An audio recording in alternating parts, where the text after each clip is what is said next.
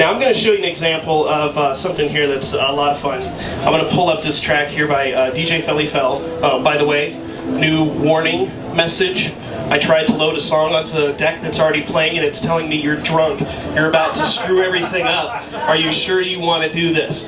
And in this case, yes. I'm going to go ahead and hit yes. Now it goes ahead and loads up the song. Otherwise, I would say no and it would have loaded onto the other deck. It can happen. It's happened to people before, so that's why it's in.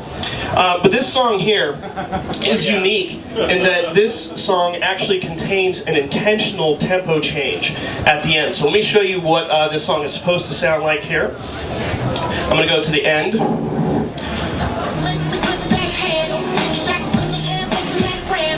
So we're at this tempo, and then there's this break. Now when the drums come back in here in about a couple bars, you're going to hear it's a lot slower. Right? Now this is the end of the song. I'm going to have to mix out from this new tempo. I didn't know it was coming or whatever, but Torq now knows that this section of the music is 88 BPM, so I could sync something in. But more importantly, everything else in the program is going to respond to that. I'm going to turn on that drum loop again, and we're going to let this thing play through. And in fact, I was just thinking this morning in the shower, it's where a lot of great thoughts happen, that I need to put one extra tempo anchor in place here to make this hit just right. I'm going to mark this one here, and then I'm going to run to this snare hit right here and line that up. Just one little bug. It's an alpha build. What can I say? Alright, so let's now back this up, get that loop going, and watch what happens.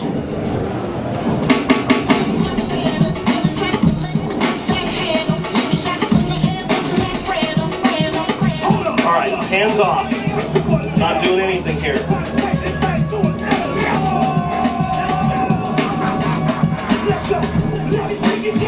Alright, so there you go.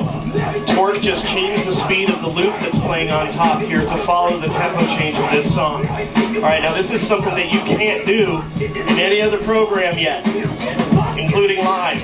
Live gets close, but it doesn't do this. So this is a lot of power right here, especially if you rewire it into something like Pro Tools and get the whole Torq following all the tempo changes in your song. It's great stuff. So there you go. Tempo anchors for following tempo changes in the song. Tempo master to get everything in Torq to follow the tempo changes in that song. And the Z-plane time stretching, allowing us to do some really radical time stretching things without creating any digital artifacts and stuff. Alright, so those are three big features there, but we've got plenty more. Let me show you some more of them. Let's pull up another song here. Doesn't matter what.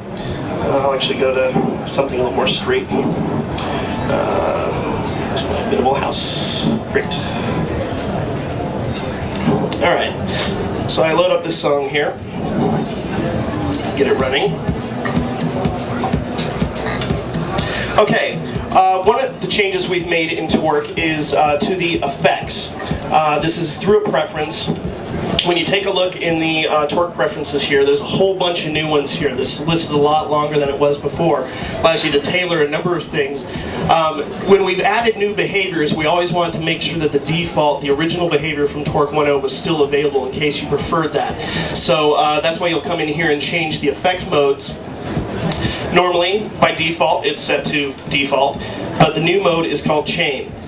Now, prior to chain mode, Torq would force all the music from one deck to pass through all the effects here before entering the mixer. So this means all of your effects were pre-fader. If you had a delay going and you pulled the volume down, you would end up killing the sound of that delay as well. For example, we pull up that delay here. Here we go.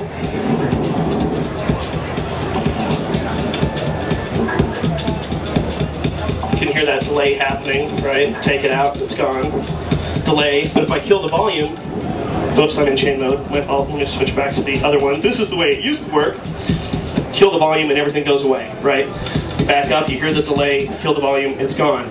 New chain mode moves all send effects post-fader.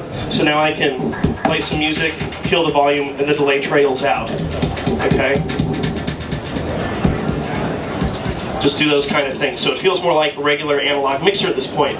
But also, part of the chain mode is that I can now add effects to that effect. So I can high pass the delay. So instead of hearing the full bass, I just want to hear the high frequency portions of it. I put a dual filter after it, and you see the new chain icon. This means that this effect is taking its input from the output of the effect above it. I'm going to high pass it a little bit and listen to the difference. Right, the bass drum is no longer in that delay, right? But when I bring up the music is still full range. This is something that was not possible in Torq 1.0. It would have high passed the entire music track as well, which isn't what I want to achieve. And I could even have some more fun by like putting a flanger on after this and flanging the sound of that delay.